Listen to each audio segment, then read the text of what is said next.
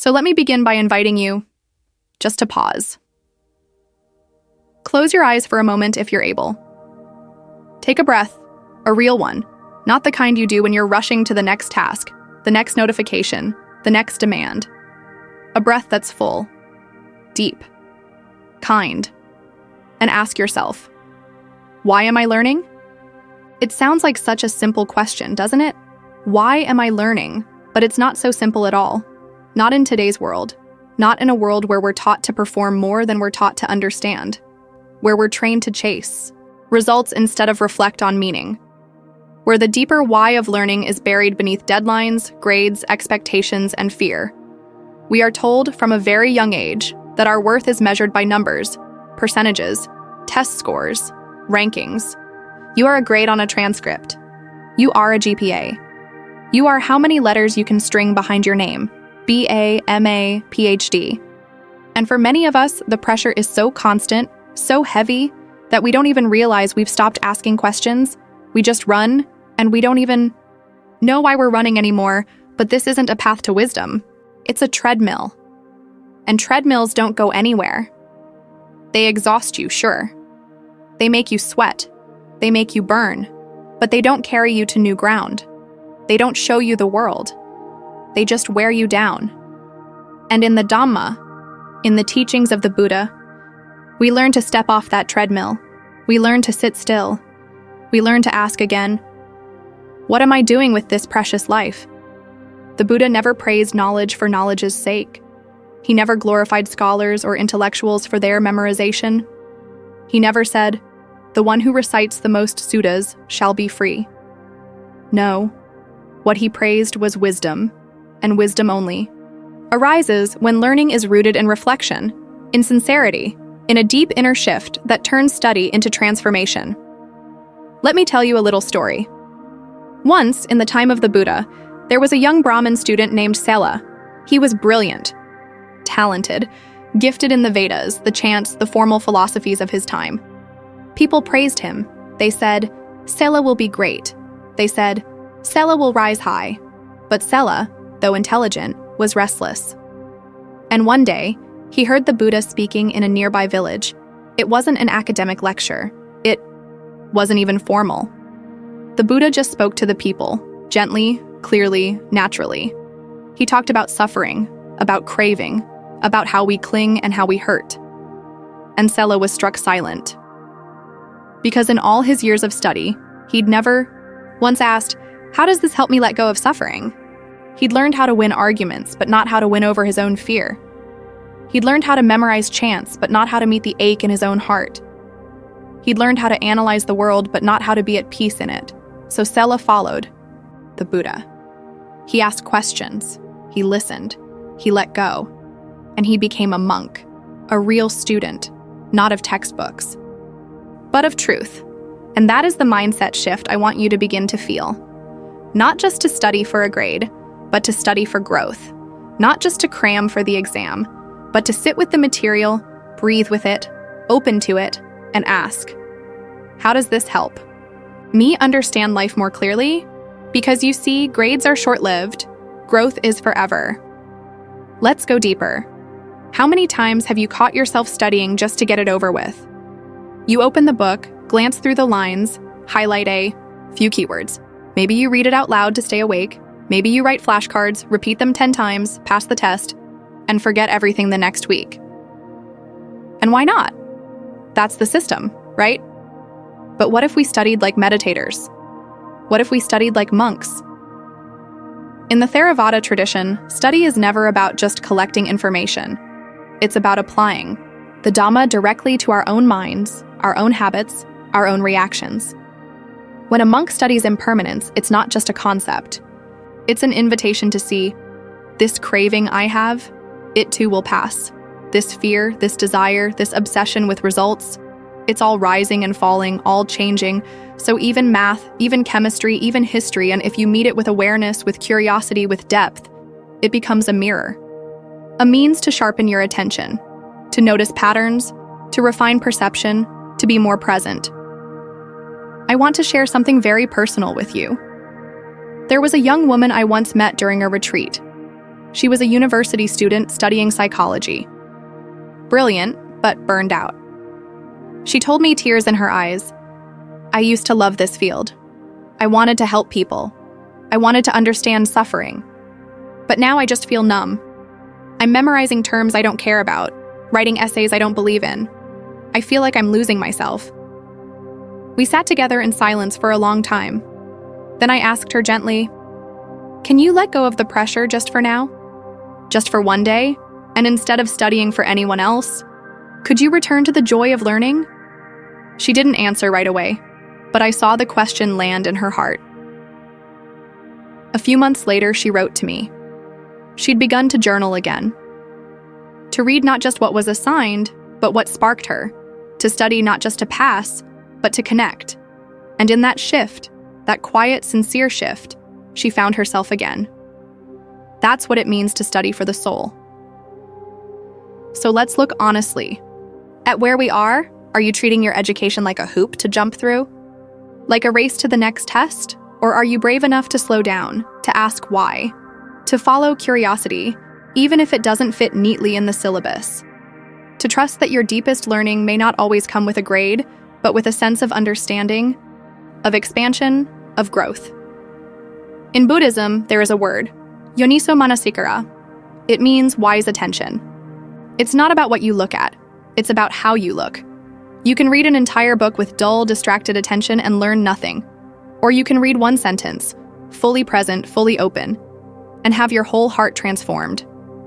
That's what it means to fall in love with learning, to read not just with your eyes, but with your being, to listen not just with your ears, but with your whole soul, to live in such a way that every lesson becomes a step on your path, not just to knowledge, but to liberation. And I promise you, this shift is possible, even in a system that pressures you, even in a culture obsessed with grades, even in a world that tells you your worth is a number. You can return to what matters. You can study slowly. You can study deeply. You can study like a meditator, like a seeker, like someone who knows. This life is short. This mind is precious. And I will not waste it chasing approval. Instead, I will wonder. I will ask. I will explore. I will love the process, even when it's hard, even when it's slow, because every step taken with care is a step toward awakening. So that's where we begin. Right here, with one question: why am I learning? Don't answer it too quickly. Sit with it. Let it echo. And when you're ready, begin again. Not for the grade, not for the gold star, not for someone else's praise, but for the quiet, honest joy of becoming more fully yourself. That's how we turn learning into liberation. That's how we build not just a resume, but a soul. Let me tell you a story today. Not about a monk sitting in the forest. Not about a sage speaking to a crowd. No, this one's about a young man sitting in a classroom. A simple wooden desk. A fan spinning lazily overhead. Outside, birds chirping, and sunlight breaking through the morning haze. He's staring down at a textbook, lips moving quietly, flipping pages faster than his eyes can follow. His name is Anuruddha. He's a diligent student, top of his class, always does what's expected, and he is utterly miserable. You wouldn't know it just by looking. He smiles politely, nods when spoken to, submits assignments on time, attends every lecture, even helps his friends with homework. But deep down, he's drowning.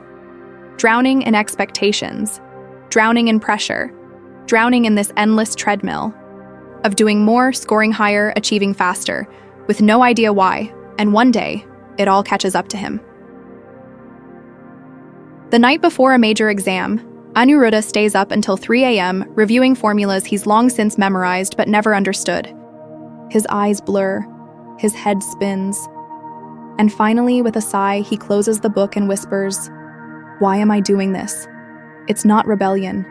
It's not laziness. It's not even burnout. It's an honest question. Why? Why do we study the way we do? Why do we fill our heads with information we'll forget the moment we leave the exam room? Why do we chase grades like prizes, like gold stars, like little trophies that mean we're finally enough? And where did we get the idea that this rushed, joyless, anxious way of learning is the only path? The Buddha's view, not just memory, but understanding. Let's take a pause here. Because believe it or not, the Buddha faced this same problem, not with schools and exams, but with seekers who memorized his teachings without internalizing them.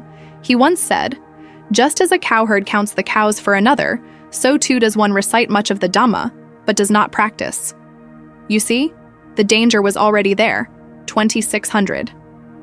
Years ago, even with Dhamma, the highest truth, people could treat it like a test to pass. A script to memorize, a list to recite. They could mistake knowledge for wisdom, information for transformation. But the Buddha was clear. It is not by mere speech, nor by much learning, that one becomes a wise one. Instead, he pointed to a different kind of learning, one rooted in direct seeing, in pausing, in contemplating, in letting each word, each truth, land. And this is where Anuruddha's journey begins again. The turning point, the forest path. The morning after that long night, Anuruddha walks out of his classroom and doesn't come back. No tantrum, no announcement. He just leaves. He walks for hours until the city fades and trees begin to take its place.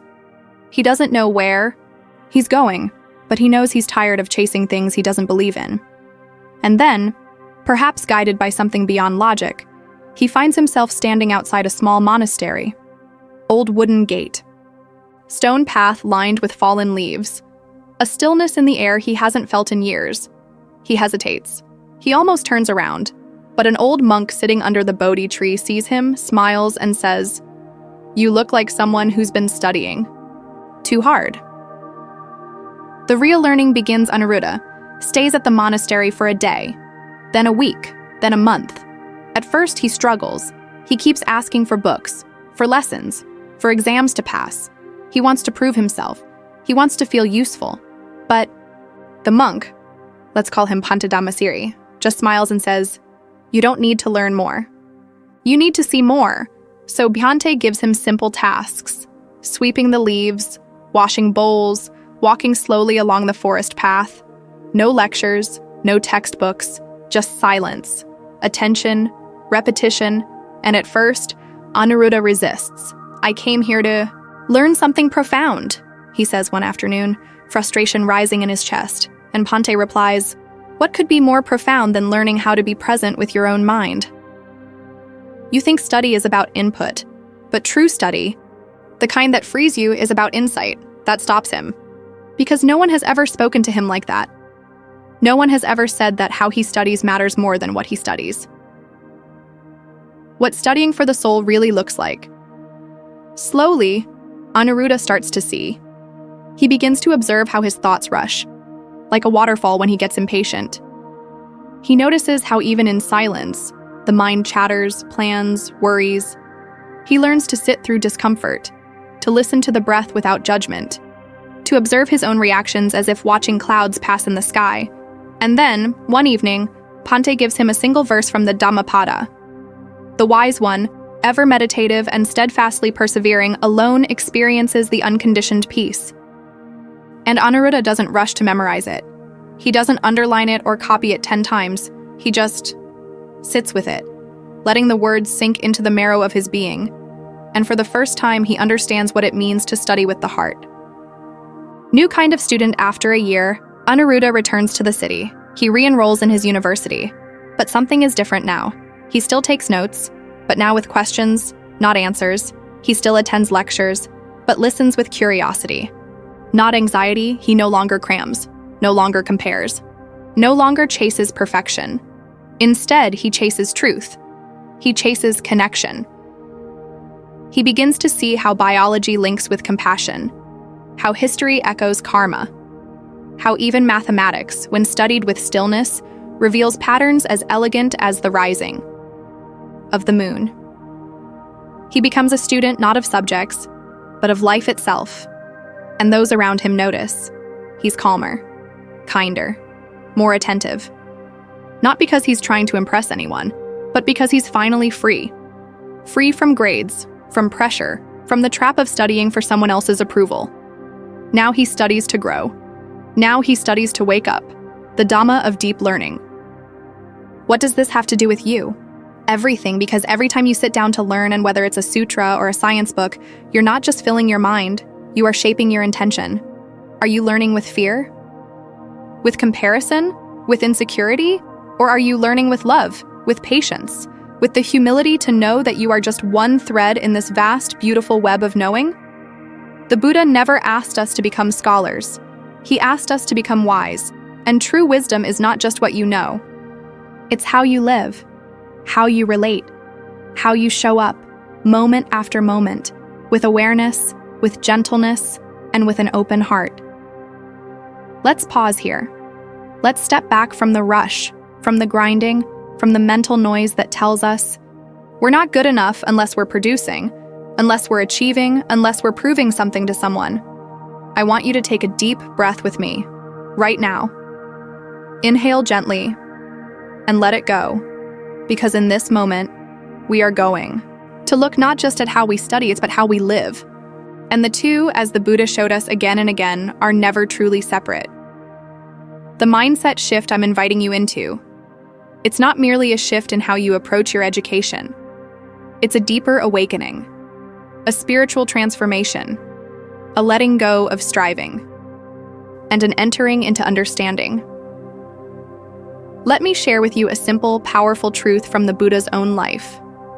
Before he became the Buddha, he was Siddhartha Gautama, a prince, trained in all the knowledge of the time. He had the best teachers. He learned the scriptures. He knew logic, art, astronomy, war strategy. He had grades, if you will. But despite all that, he was not free. He wasn't at peace. So he left the palace. He left the high-status education, the royal expectations, and went out into the world in search of something deeper. And along the way, he fell into a trap that many of us still fall into today. He thought that if he just pushed harder, sacrificed, more, denied himself enough, he could force his way into wisdom. He trained under ascetics who taught him to torture the body in hopes of liberating the mind. He starved. He held his breath until his veins popped. He meditated without moving until his body collapsed. In modern language, we'd call this the grind culture. The belief that the harder you push yourself, the more worthy you become. That you're only valuable when you're suffering. Sound familiar? But what happened? He came to the brink of death. He realized that even after all that, he still didn't know the truth. He still hadn't found freedom. And that's when he remembered something beautiful. A moment from childhood. Sitting peacefully under a rose apple tree, watching the world with wonder. No striving, no agenda. Just presence and joy and curiosity.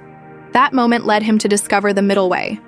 Not the path of indulgence, not the path of self-torture, but the path of balance, the path of wisdom, the path of gentle, consistent effort guided by clarity, not by craving. Can you see how this applies to your own path as a learner? So many students today are either indulging in distractions, numbing out from pressure, or punishing themselves with anxiety, perfectionism, and burnout. But neither extreme brings true growth. Neither extreme builds your soul. Only the middle way does. And the middle way in education means this: study not out of fear of failure, but out of love for truth. Don't swing between cramming and giving up. Stay steady, stay curious. Don't attach your worth to the result. Cultivate patience. Cultivate presence. Let your learning be a path of liberation, not a path of ego. When you truly embrace this, something shifts inside you. You begin to realize that every subject you study is a chance to know the Dhamma more deeply. You read about history, and you start to see anicca, the truth of impermanence. Empires rise and fall, just like thoughts, just like moods, just like the breath. You study biology, and you start to see anatta, the truth of not self. Cells replace each other. The body is a process, not a person. There is no fixed I in the ever-changing river of life.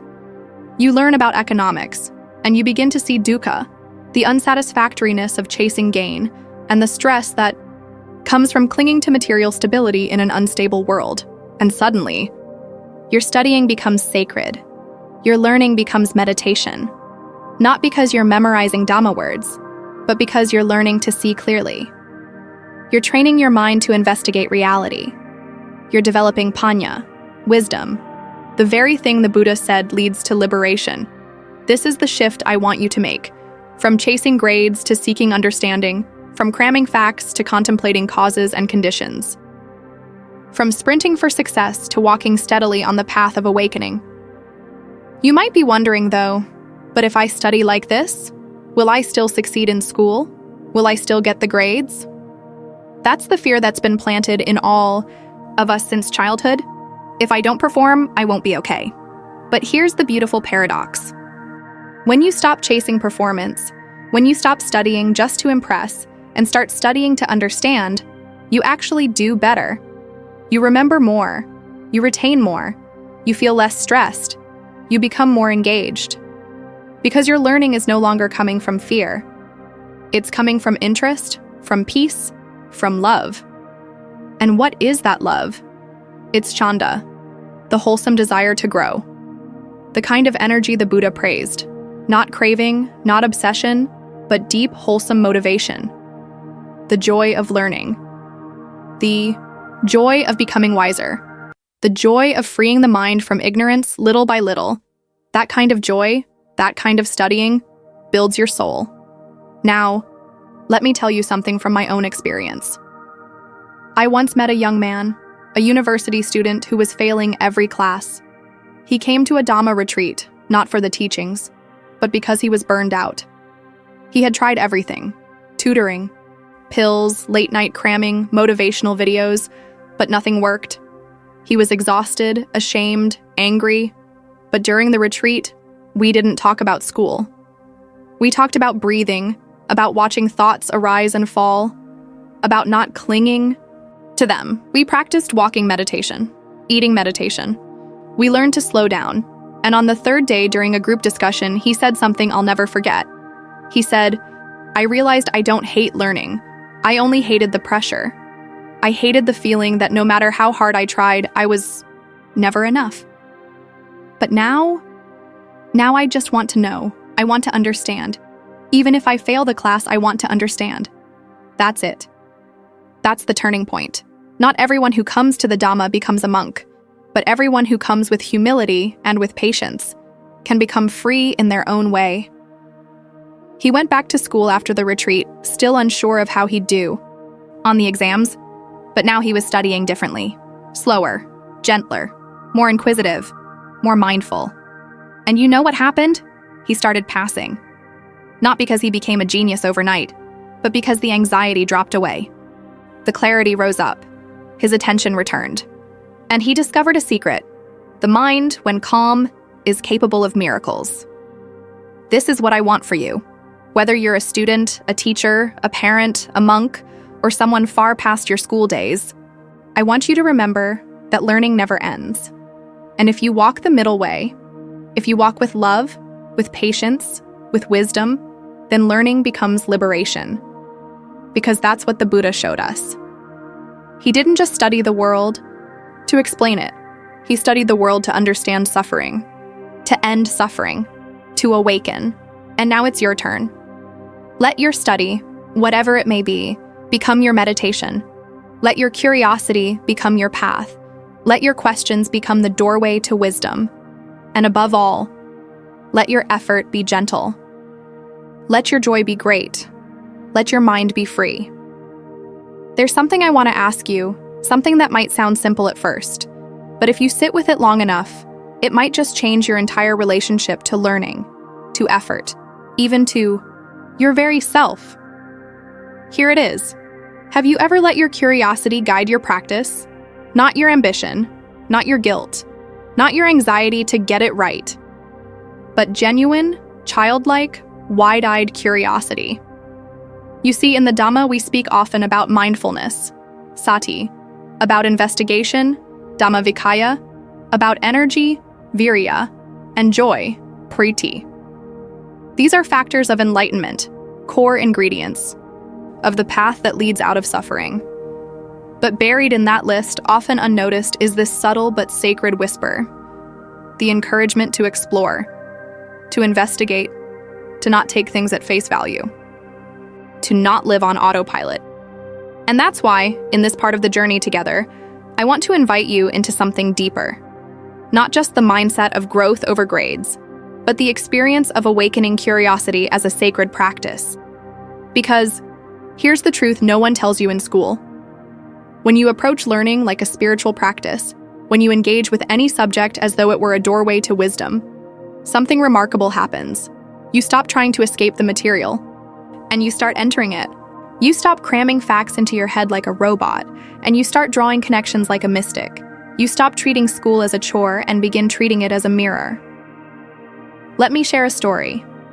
There was once a student who came to the Buddha, full of questions. His name was Malunkyaputta. He was filled with speculation about metaphysical matters, whether the universe was eternal or not, finite or infinite, whether the Tathagata exists after death or doesn't, and so on. And the Buddha, instead of answering his many questions, told him a parable. He said, "Imagine a man who is struck by a poisoned arrow. He lies there on the ground in pain. And when the doctor arrives, the man says, 'Wait! Before you take the arrow out, I want to know who shot it. What caste is he? What village does he come from? What kind of bow was used? What type of feathers are on the arrow? What was the string made from?' And the Buddha said, that man would die before he received his answers." The point wasn't that questions are bad. The point was that not all questions are wise. So, what makes a question wise? A wise question is one that leads to freedom.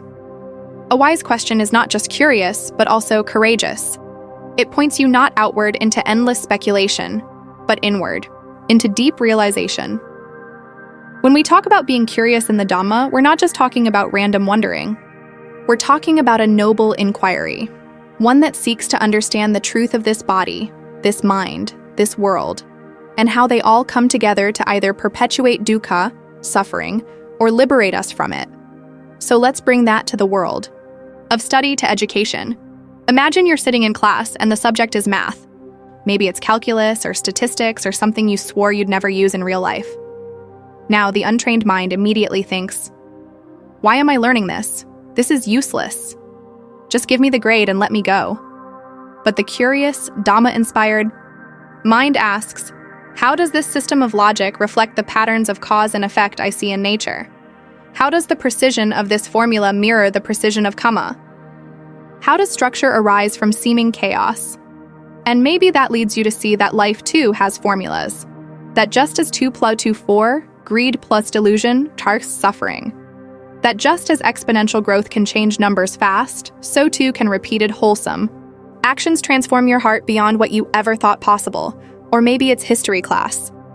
And you start to see not just names and dates and wars, but the psychology behind nations, the greed and hatred and fear that tore countries apart, and how those same forces live inside of you too. That the fall of empires often mirrors the collapse of inner peace. That the seeds of violence begin not on battlefields, but in the unguarded mind. Suddenly, history isn't just the past. It's a call to present mindfulness. To wake up before you repeat the cycle, or maybe it's music class. And you stop trying to just pass the test and start listening. Really listening. And you realize that a single note held in silence can say more than a paragraph. That a melody can evoke emotions you never had words for. And then you wonder, how is it that vibration can stir something so deep in the heart? What is this mind that feels? And that takes you to the satipatthana, the foundations of mindfulness. Feeling tones, mental states, awareness of mind. You're not learning about sound anymore. You're learning about the self. And maybe one day, as you follow that curiosity inward, you discover there is no self. Just a stream of causes and conditions, ever changing, ever unfolding. Do you see it now? This isn't about subjects. This isn't about school. This is about awakening. Every moment of learning is an opportunity to understand how the world works, and more importantly, how the mind works. That's why the Buddha called the Dhamma, ehipassiko, come and see for yourself. Not just memorize and believe. Not just cram and repeat, but come and see. And that's the shift I'm inviting you into. You're not here to become a perfect student. You're here to become a free human being. And freedom begins with curiosity. When you ask the right questions with sincerity, with presence, with humility, the whole world becomes your teacher. You learn from pain, from boredom, from frustration, from delight, from the way your heart resists, then softens, from the way your ego wants credit, from the way your mind compares. All of it becomes part of the curriculum. And suddenly, you realize that learning isn't confined to the classroom. It's everywhere. It's brushing your teeth mindfully. It's watching your breath during a tough conversation. It's noticing the craving that arises when you get a bad grade. It's catching the thought that says, "I'm not good enough," and meeting it with metta instead of shame. This is the education of awakening. This is the path of the curious heart. This is how you study not just for the grade, but for the growth, and not just for growth, but for liberation. So the next time you feel like giving up, like zoning out, like checking the box just to get it over with, pause. Pause and ask yourself, what's the deeper lesson here? What's the Dhamma underneath this moment? And let your curiosity be the doorway that opens you to the sacred. Not because it's easy, but because it's real. And the real path, the one that leads out of suffering, is always worth walking. Even through textbooks, even through stress, even through confusion. Because on the other side of that confusion is clarity. And on the other side of grades is growth. And on the other side of knowledge is wisdom. And on the other side of effort is freedom. You're not just studying, you're remembering who you truly are. And that, my friend, is a sacred thing. Let's take a breath together. Just one breath. Let it come in gently and let it go. Not because we're in a rush, not because we need to get somewhere, but because, like everything in Dhamma, we're simply present. Because today, I want to bring you into the heart of something we often overlook in our lives. The forest within. When I say forest, you might think of trees, of quiet places untouched by cities, of stillness so deep it feels like time slows down. But I want to talk about a different kind of forest. The one inside your mind, your heart, your being. This is the place where real learning happens, where growth unfolds, where curiosity becomes compassion, where knowledge becomes wisdom. And the reason I want to walk with you through this forest today is because most of us have forgotten it exists. You've been trained to avoid the forest. Let's start with something hard to admit. You were trained to ignore your inner forest. From a very young age, most of us were told to focus on results, on grades, on gold stars, on pleasing teachers, parents, systems. We learned to climb trees that were planted for us, not by us. No one said, "Hey, there's a forest inside you. Go explore." No one said, "Ask why. Dig deep. Trust the silence. Let it confuse you." No. Instead, we were told, memorize, regurgitate, compete, produce. But the Dhamma, the Buddha's path, it teaches us the exact opposite. It teaches us to see clearly, to slow down and observe, to move not with fear or reward, but with wisdom. In the Kalama Sutta, the Buddha didn't say, "Believe what's popular." He didn't say, "Just go," along with tradition. No, he said to examine, to explore with your own mind. In other words, he was telling us, the forest within you is sacred. Enter it. What happens when you walk into that forest? Do you want to know what's in that forest? Uncertainty, frustration, more questions than answers, and silence. It's a place where nothing is labeled. No one gives you a test score. No, one claps when you make a realization. But it's also the place where you find the root of your suffering, the truth behind your habits, the softness in your heart you forgot was there, the joy of learning without needing to prove anything. When you study, not for the grade, not to impress, but simply because you are alive and curious and full of longing to understand. You are walking into that forest, and slowly, over time, the noise of the world fades, the pressure disappears, the need to be someone falls away. You realize you don't need permission to learn.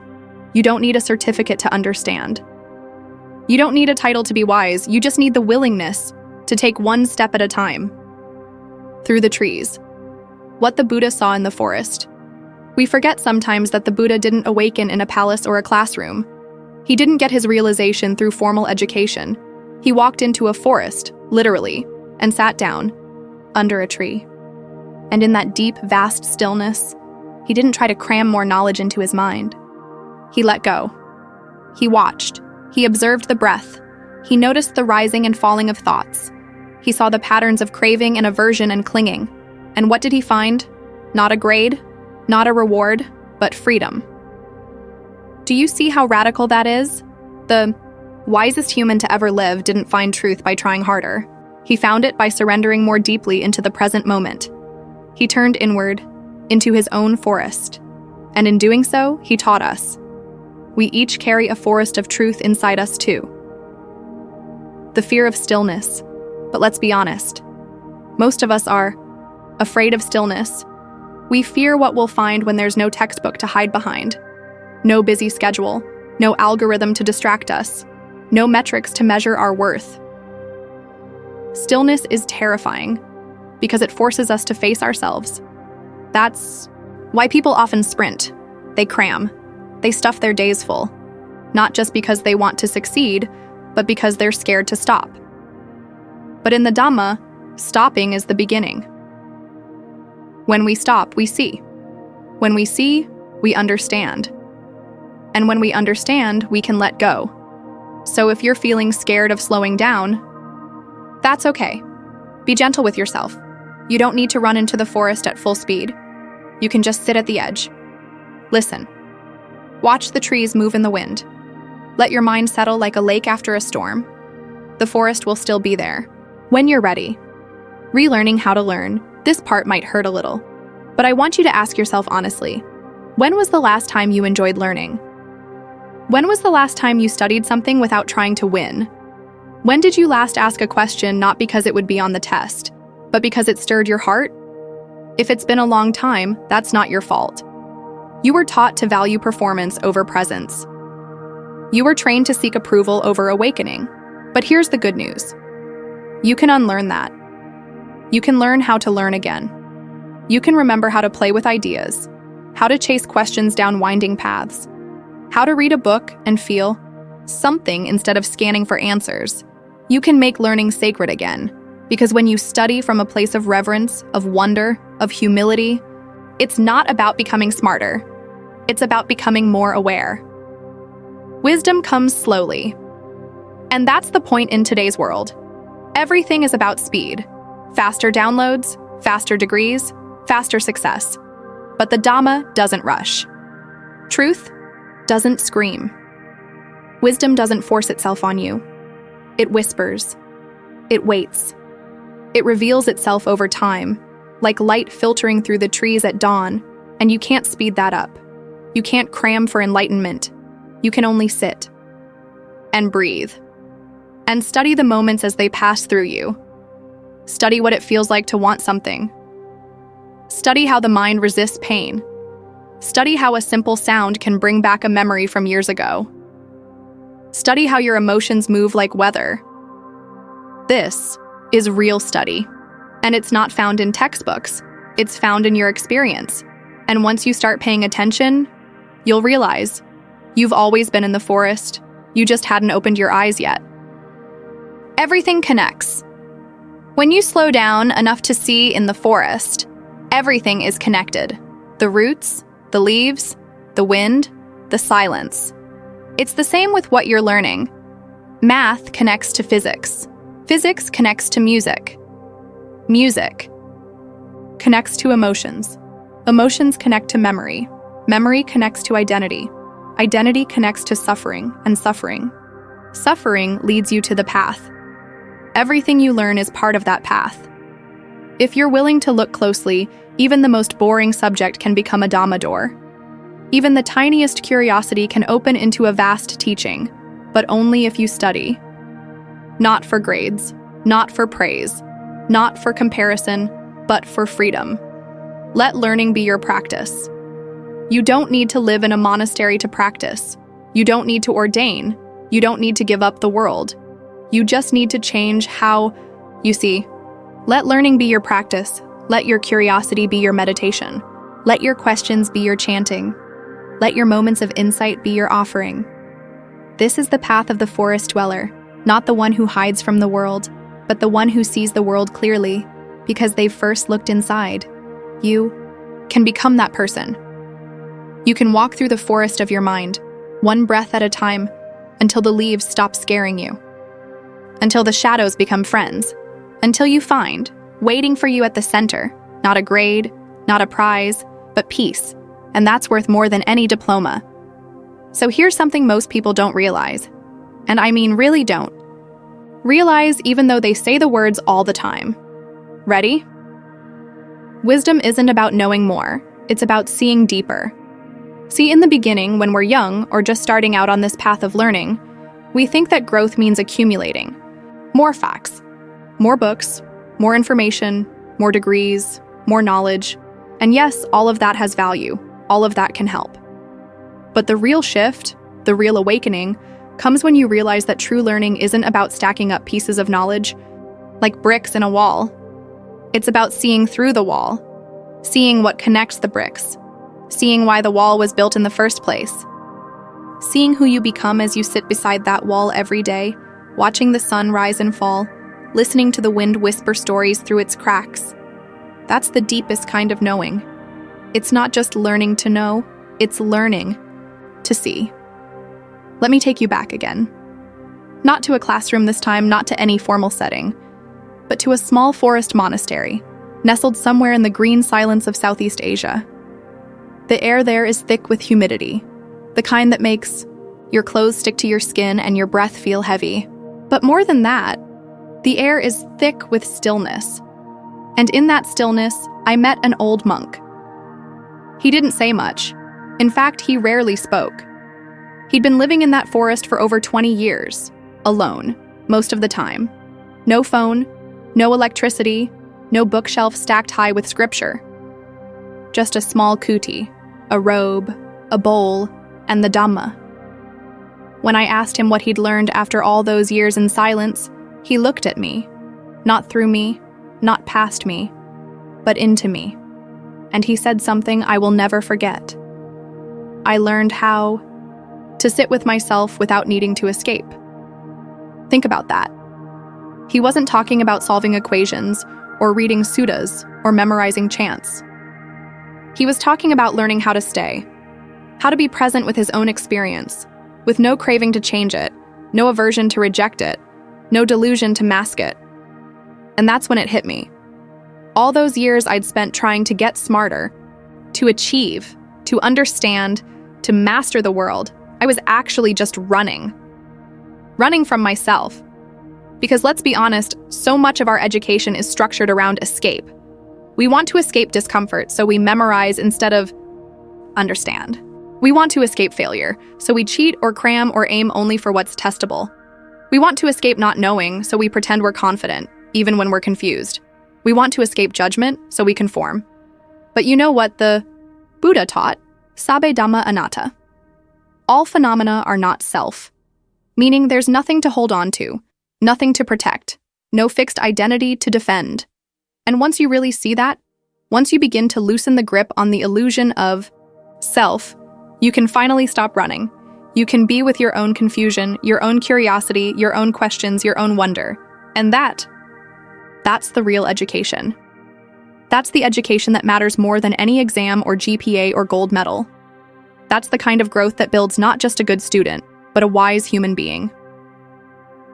So here's the mindset shift I want you to consider. Now, don't be afraid to slow down. Don't be afraid to not know. Don't be afraid to sit quietly with something, a question, a problem, a passage, a person, without immediately trying to fix it or categorize it or control it. Just sit with it, because the more you practice this, the more you learn how to stay, the more your learning becomes a path of liberation, not just of accumulation. You stop chasing credentials and you start cultivating clarity. You stop worrying about being the smartest person in the room, and you start wondering how you can be the most present person in the room. You stop trying to impress others and you start trying to understand life. This is what the Dhamma teaches us. Not to memorize the Four Noble Truths like a checklist, but to taste them, breathe them, live them. To feel in your own bones what suffering is, how it arises, how it ceases, and the path that leads away from it.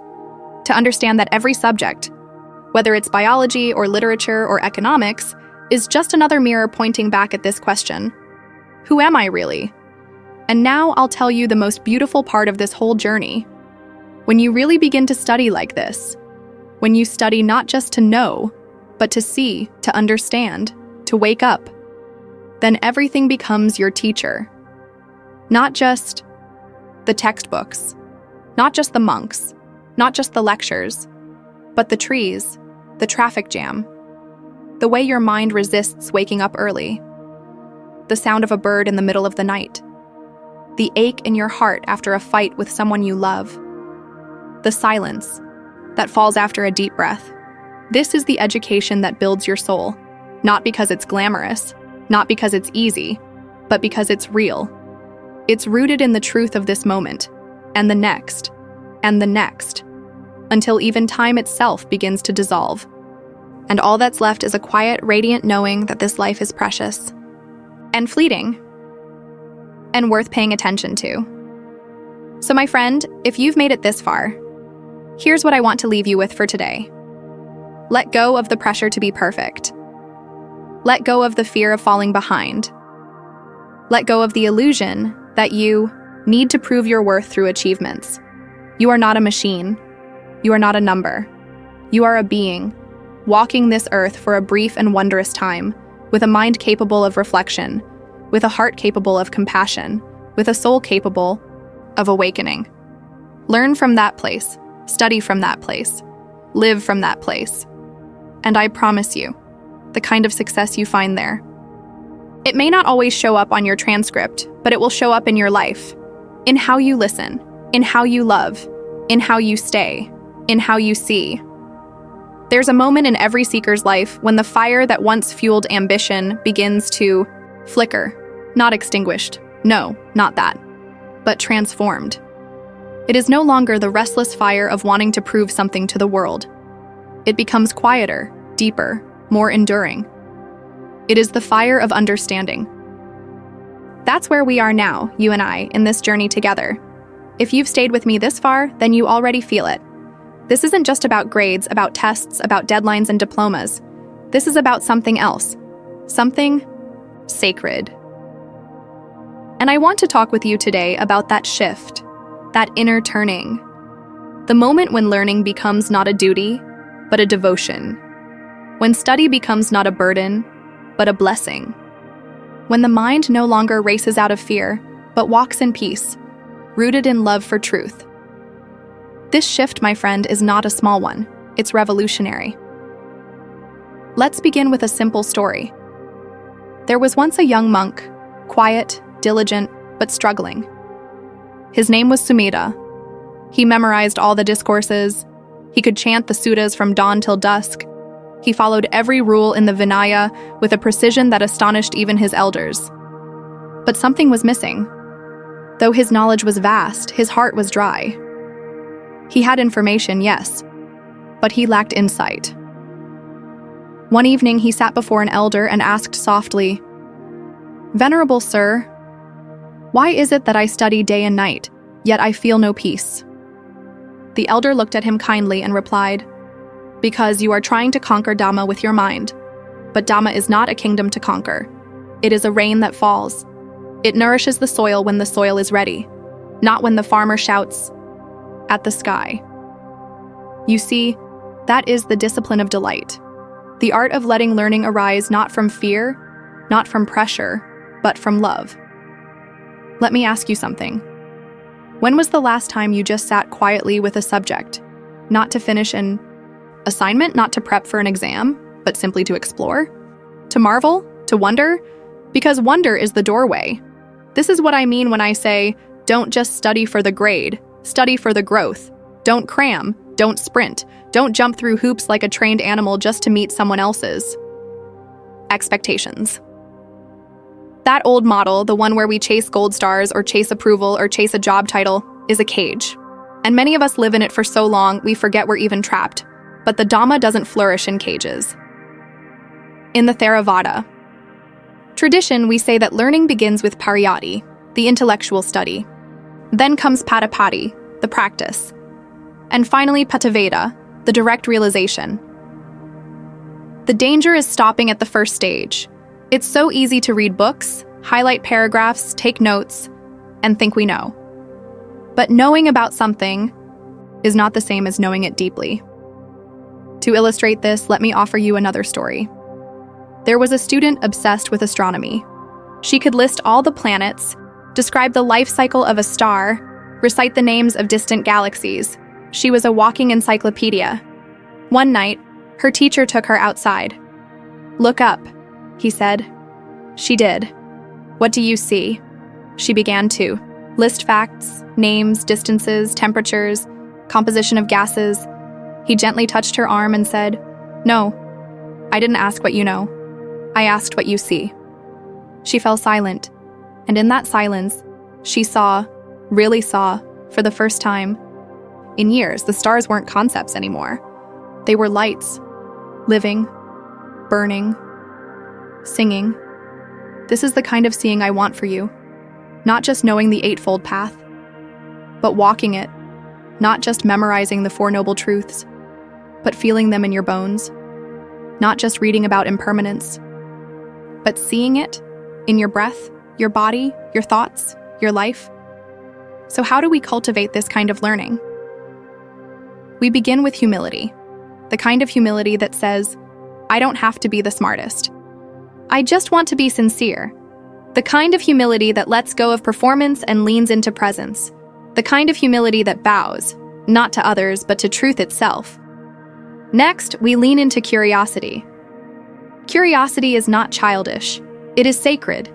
In fact, in many suttas, the Buddha himself begins with questions.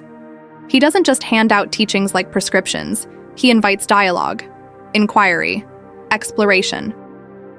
Curiosity is what led Siddhartha Gautama to leave the palace. It's what led him to the forest. And it's what ultimately led him to awakening. So don't suppress your questions. Ask them, why do I suffer? What is this mind? What is craving? Why do I seek praise? What is death? What is love? These questions are not distractions. They are the path. And then finally, we need patience. Because when you study for the soul, you're no longer in a hurry. You understand that deep transformation takes time. You don't measure your growth in weeks or semesters. You measure it in lifetimes. Let me tell you something hard but beautiful. You may never get a certificate for your most meaningful learning. There will be no applause when you finally forgive yourself. No grade for when you truly understand impermanence. No gold star when you let go of jealousy. But these are the real victories. The hidden ones. The ones that change you from the inside out. So here's what I want you to hold close tonight. Fall in love with learning. Explore the why behind the what. Wonder how math connects with physics. How physics connects with music. How music connects with emotions. How emotions connect with history, and then keep going. Wonder how all of this connects with suffering, with peace, with liberation. Open yourself to the possibility that everything you're learning is part of one giant, beautiful web, and your job is to see how the threads connect. Not because someone told you to, but because something deep in you wants to understand. That kind of study, it's not just academic, it's spiritual. And in that space, learning stops. Being a chore, it becomes a form of worship. You're no longer just filling your brain, you're building your soul. You're not just studying, you're waking up. You're not just memorizing, you're remembering who you are. And that, dear friend, is what makes all the difference. Let this be your practice. Let this be your path. And let it be joyful. Always. Let me take you deeper today. Not with more facts, not with more theories, but with stillness, with observation, with the kind of presence that allows understanding to unfold naturally, the way a lotus blossoms in the warmth of the morning sun, without force, without expectation, without fear of how it will be perceived. Because we've been talking about a mindset shift, away from grades, away from pressure, away from performing, and towards something much more sacred. Learning that shapes the soul. But here's the thing. Real learning, true learning, the kind that transforms you from within, doesn't just happen in isolation. It doesn't happen in a straight line. It happens when you begin to see how everything is connected, one thread at a time. You may think your life is fragmented, that your classes are disconnected, that your mind is scattered, that your interests are all over the place. But what if I told you that all of it is trying to point you in the same direction? You see, Dhamma, the teachings of the Buddha, are not about adding more. They are about seeing clearly. And when you begin to see clearly, you don't just learn one subject. You begin to perceive the underlying principles behind all things. That's when wisdom starts to arise. Let me show you how. The curiosity. That leads to insight. Do you remember being a child? Not just the outer details, but the inner quality. That sense of raw wonder. You looked at a bird, and it was magical.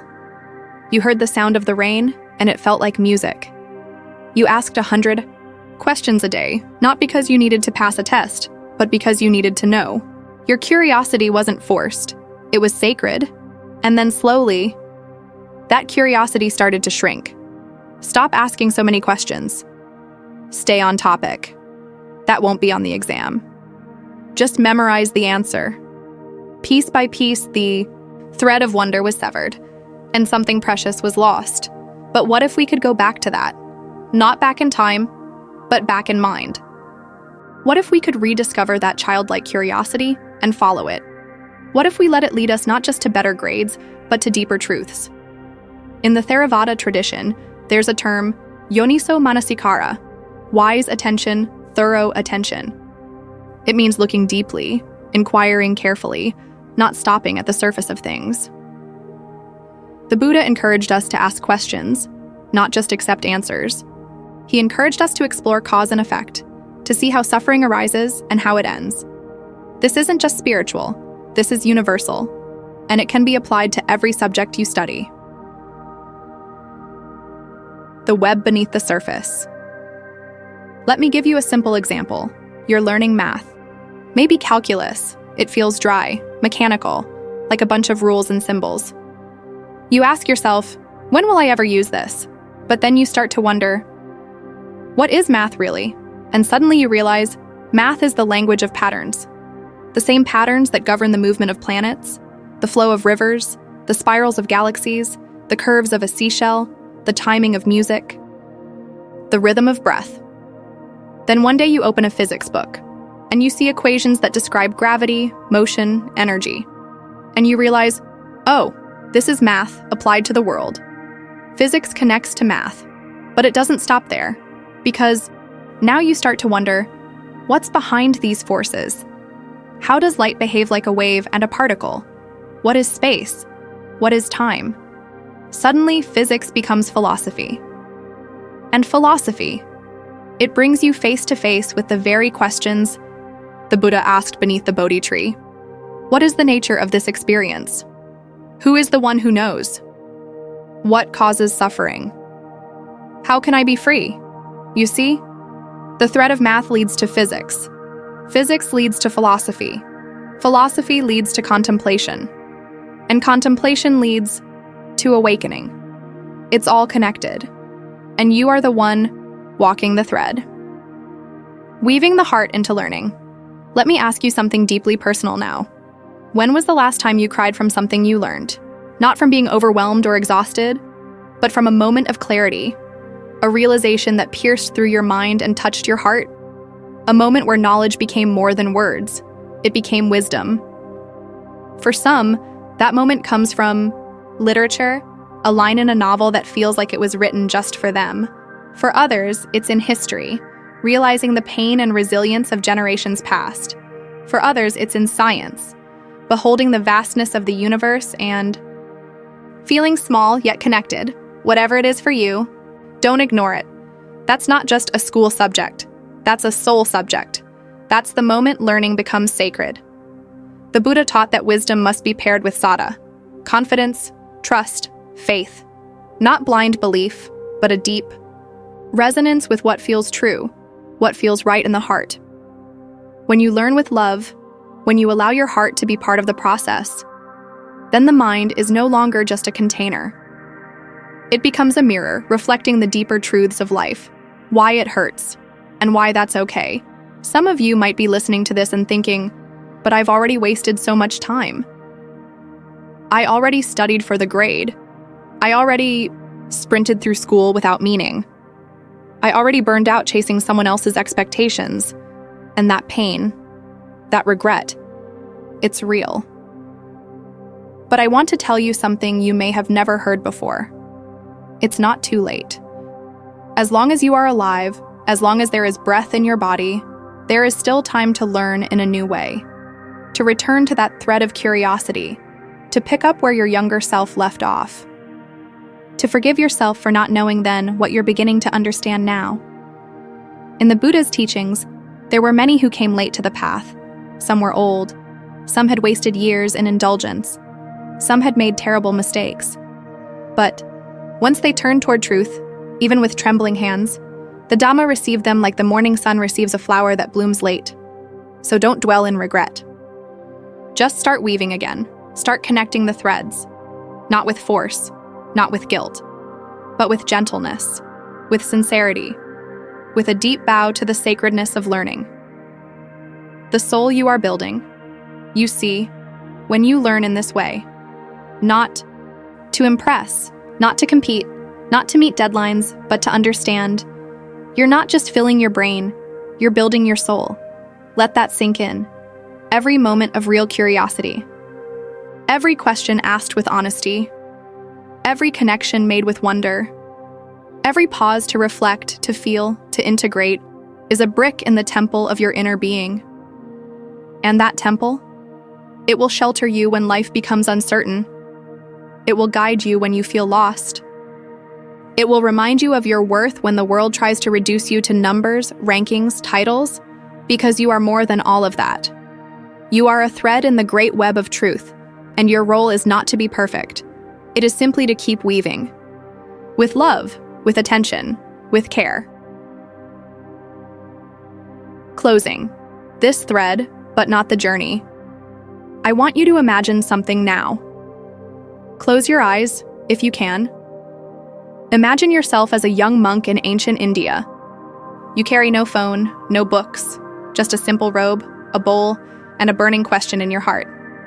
You walk for miles each day. You sit beneath trees.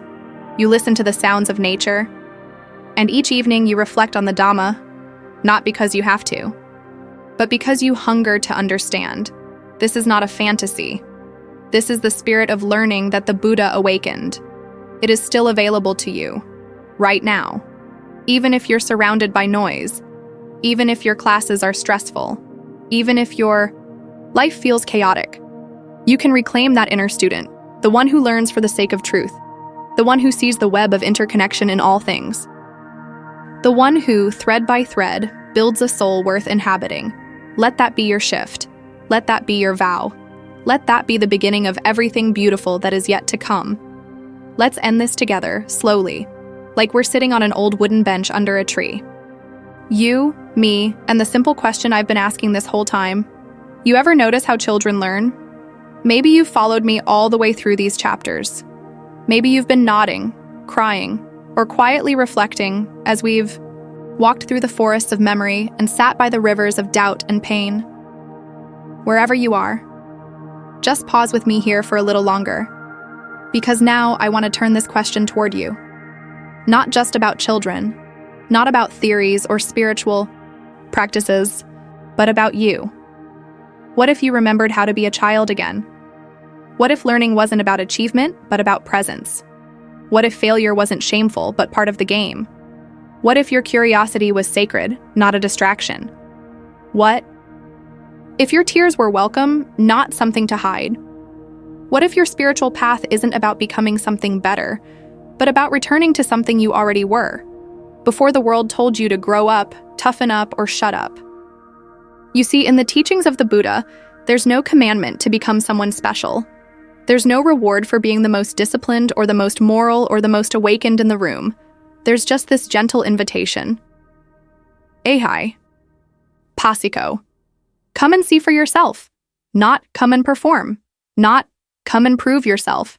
Just come and see. And who comes and sees more fully than a child? The final forgetting and the great remembering at some point in your life.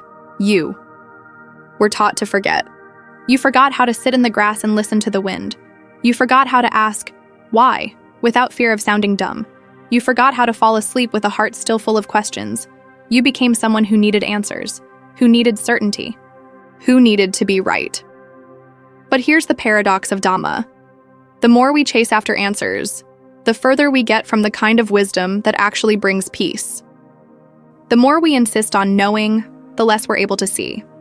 Because in the Buddha's path, wisdom doesn't come from having all the answers. It comes from knowing what to let go of. And sometimes, what we need to let go of is the idea that we're no longer allowed to be children, that we're too old, too wounded, too late. Let me say this clearly. It's not too late. The child meets the noble path. Now imagine this. What if a child walked the Eightfold Path? What if they practiced right view, not by memorizing doctrines, but by seeing the world as it truly is with wide open eyes? What if they practiced right intention, not by reciting vows, but by wanting to be kind just because it feels good to be kind? What if they practiced right speech, not with eloquence, but with honesty that has no hidden agenda? What if they practiced right action, not through commandments, but by instinctively knowing, this hurts someone, I won't do it? What if they practiced right livelihood, not by chasing wealth, but by making mud pies and being proud of them? What if they practiced right effort, not by grinding harder, but by keeping on even after falling? Again and again and again. What if they practiced right mindfulness, not in silence retreats, but by watching ants carry crumbs utterly absorbed? What if they practiced right concentration, not by trying to reach jhana, but by focusing on a single dragonfly hovering in the sun? Wouldn't that child already be halfway to awakening? In the Buddha's eyes, you are still that child. One of the most beautiful things I've ever heard in the Pali Canon is how the Buddha speaks to his disciples, not as a distant authority figure, but as someone who remembers what it's like to suffer and who knows that we can return to joy. He doesn't say, obey me. He says, try this and see if it brings you peace. He doesn't say, you're bad. He says, you're confused. He doesn't say, become perfect. He says, let go of what causes suffering. What would it feel like to be spoken to that way again? To be guided, not pressured. To be seen, not judged.